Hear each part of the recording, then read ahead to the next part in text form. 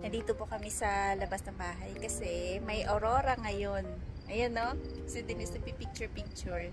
Malakas yung aurora pero dito kasi maliwanag, so dapat dun sa dun dapat sa area na madilim.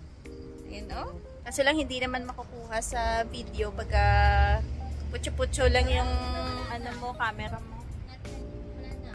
Ayun. Alam mo yung parang nag-line ganyan. Parang may white. Oo. Yan o. Parang nagwa-white siya na parang kurtina, ganyan.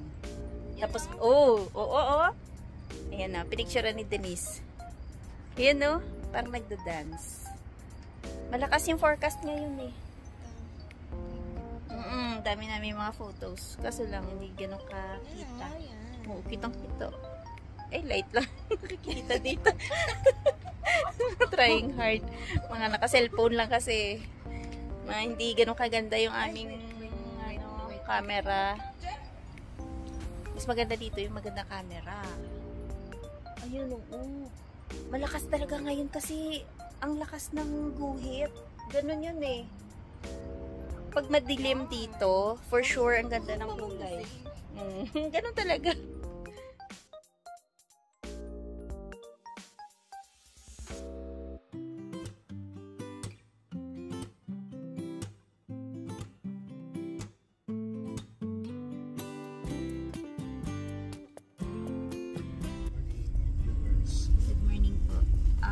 Welcome back po sa aming channel. So, may de-deliver lang kami ni Dadong. May umorder kasi sa amin. Ano lang to, paminsan-minsan merong umorder ng mga gaya nito, embutido. So gumawa ako kahapon. Mga ilang kilo yun. Tapos parang pre-order lang siya. Mga kaibigan lang namin na paminsan-minsan namimiss yung pinap-order kong minsan may siopaw, minsan mga puto, ganyan. So, hindi naman siya madalas. Yung mga hinahanda namin sa party minsan. Titikman nila minsan. Masasarapan sila kaya sabi nila, pa-order naman. Kaya ito. Doon tayo pupunta sa north area to. Ang pupunta natin, para siyang harbor landing ng south. Ganyan. Dilaw-dilaw na po yung ibang mga puno din dito. Tapos sa sunod nito, halimbawa hindi na kami makadaan dito, no. Sa sunod, ibang-iba na yung paligid. Iba-iba na yung kulay. Ramdam mo na na fall na.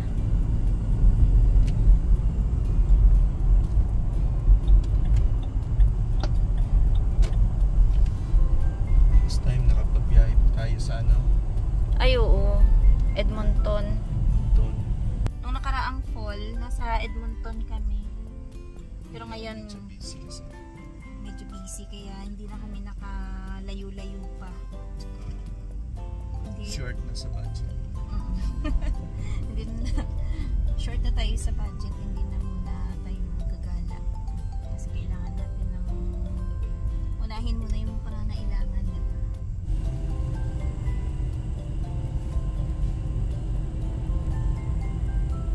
Daw.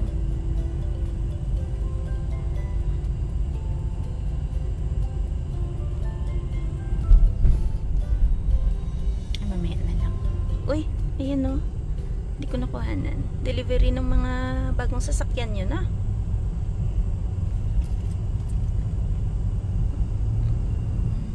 Mga paupahan to oh. Bagong tayo.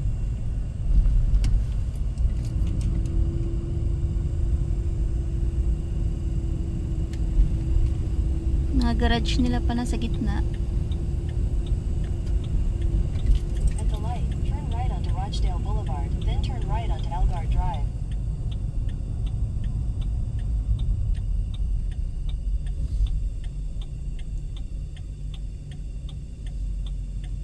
Cute na aso.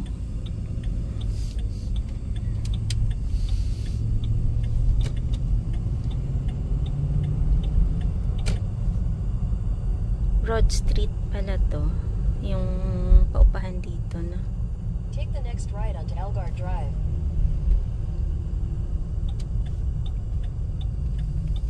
Ah, dito lang sila banda. Hindi. 600 meters, turn left onto Mikowski Crescent.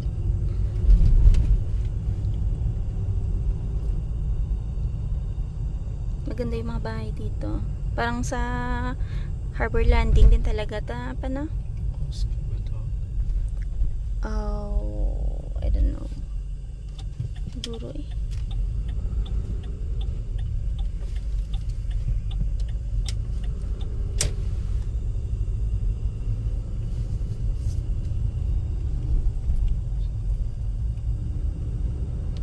Iba. Elgard Drive to eh.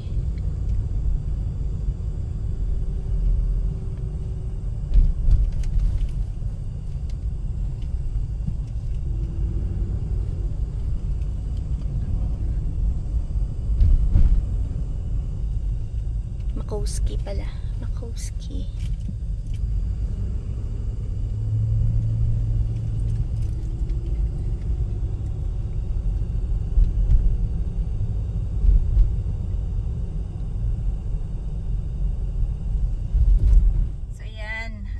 Na-deliver na natin yung ating paninda. Paninda. Sideline, paminsan-minsan. Yan, thank you pala Jade sa pag-order. Ang ganda ng mga bahay dito. Ayan oh.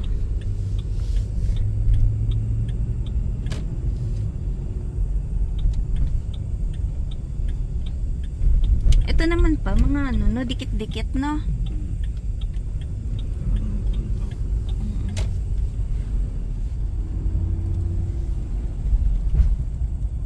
Dito sila dati ni Iste, diba? Sa kabila, dun sa dulo banda, no?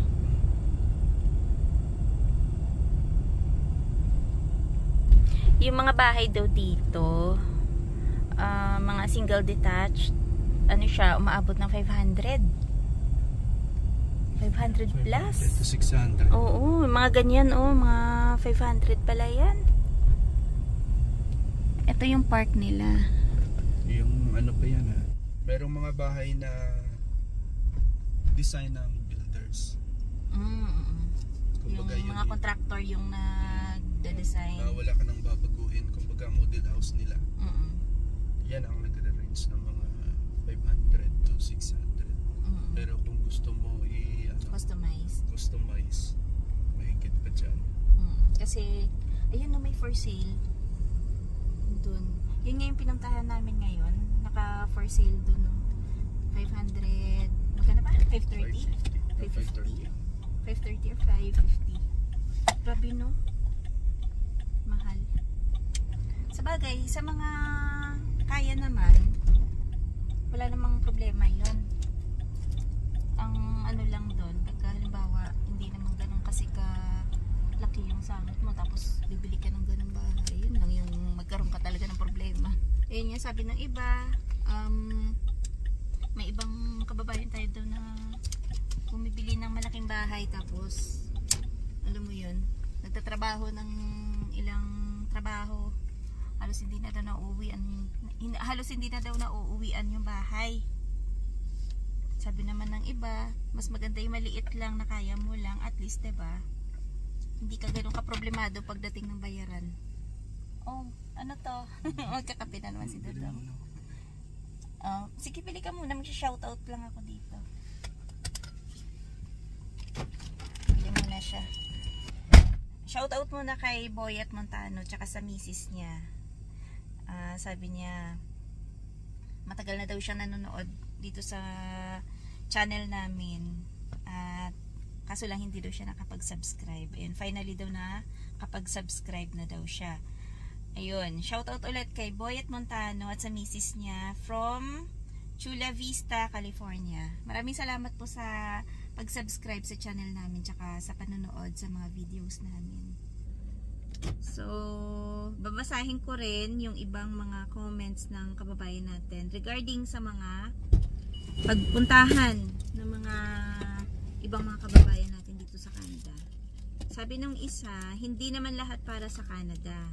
Na-impluensyahan lang sila ng ibang tao na nagsasabing madali daw ang buhay dito. Kailangan ng reality check, ng maraming tao. Hindi naman lahat naghihirap sa Pilipinas at hindi naman lahat pareho ang experience sa Canada. May success at may failure. Tama. Hindi po lahat naging successful, hindi lahat naging failed yung pagpunta dito sa Canada.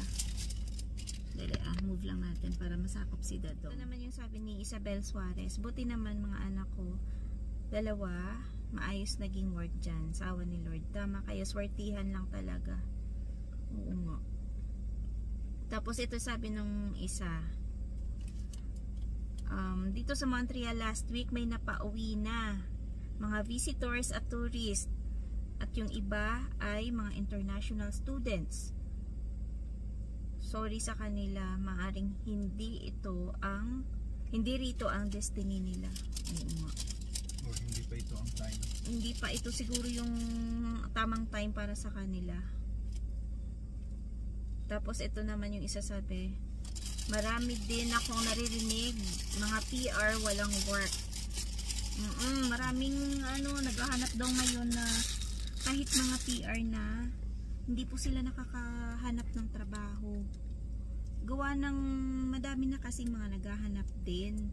So yung iba kahit na mga simpleng lang, trabaho lang, talagang pinapatos na daw para lang na magkaroon ng trabaho. Syempre panggastos pang araw-araw. Sa dami ng bayarin dito, kailangan mong at saka ang pumasok din talaga at saka ang para competition kumita. ng trabaho namin. Ayun nga, madami na nga kasing mga nag-a-applyan kaya mahirap ng makapaghanap. Yung iba po yung iba, yun nga, may iba daw na kahit na graduate na dito tsaka PR na, pero hirap pa rin silang makahanap. Minsan sa mga malalaking store kasi may mga din sila slow season at saka fast season na tinatawag. Kumbaga nag-hire sila sa ganitong month dahil na busy. Like summer, diba no? Maraming hina-hire. Pero especially after, summer kasi maraming mga outdoor activities. Like mga Home Depot, Rona, Canadian Tire. Kasi sa summer kasi marami silang mga activities, maraming mga like gardening, reno, mga ganong sistema. Marami silang mga naka-display dun sa labas ng mga paninda. So kailangan nila ng additional na mga workers.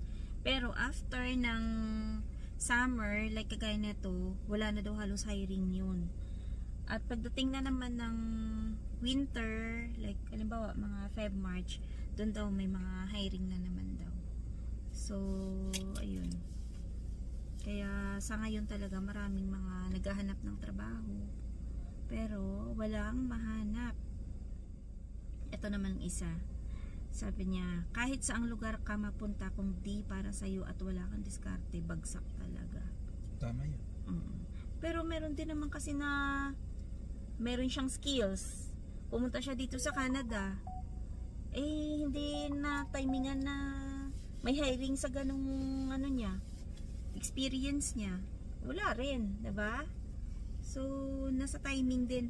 Sabi ng isa nang nag-comment, na program na kasi sa utak ng Pilipino na pag Canadian, US, Japan, Australian citizen ay sikat sila.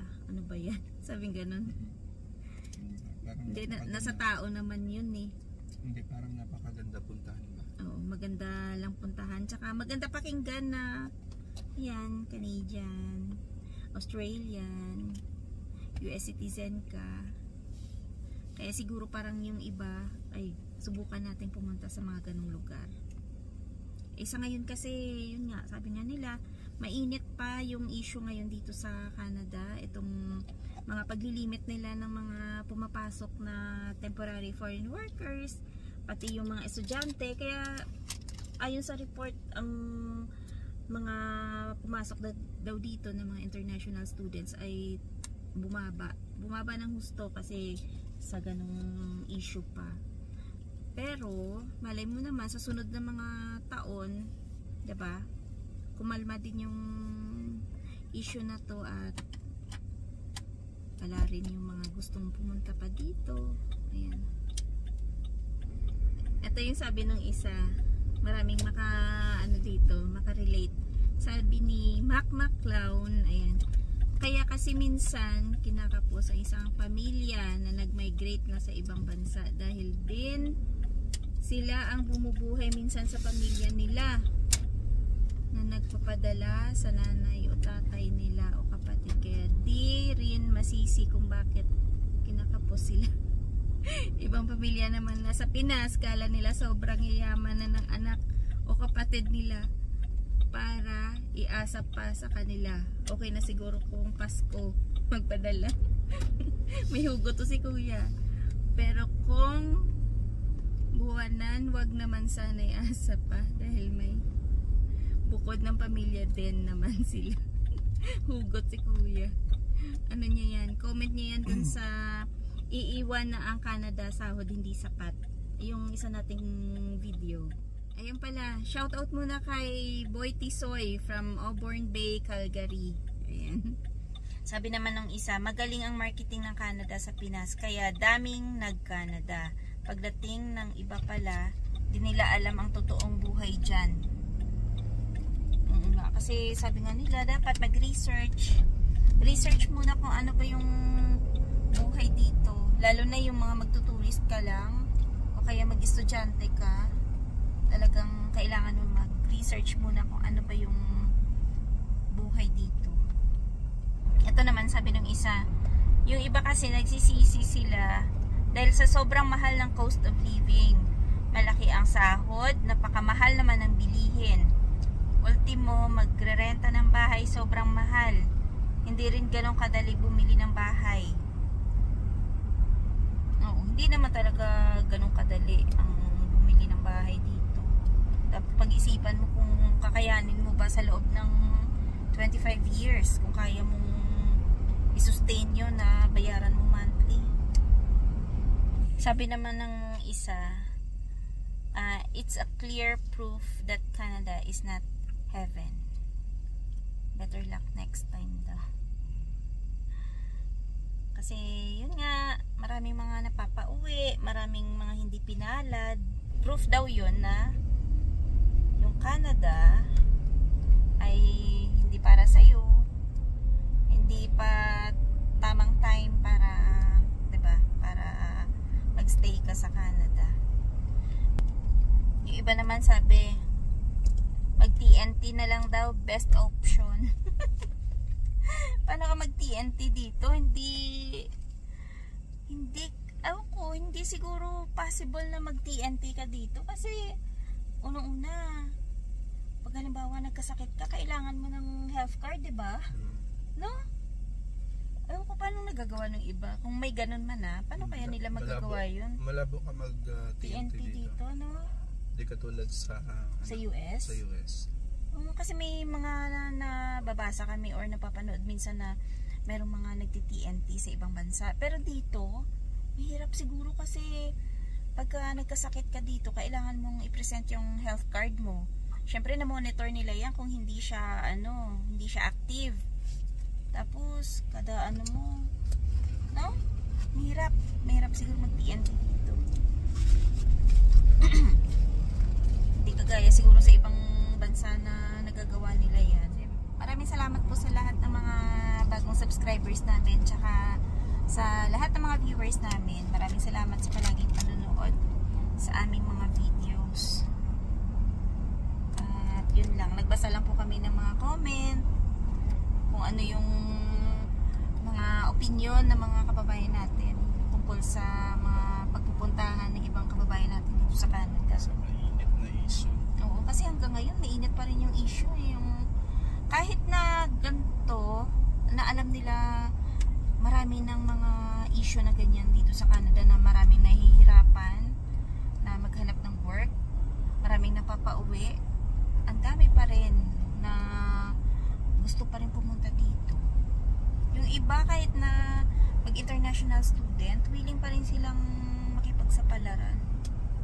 Kasi yung iba naman siguro baka schooling lang din talaga ang Yung pakay nila. Tsaka siguro baka nasa mind naman nila yan na makakuha man sila ng residency dito o hindi. Mag-aaral lang talaga Okay sila. lang sa kanila.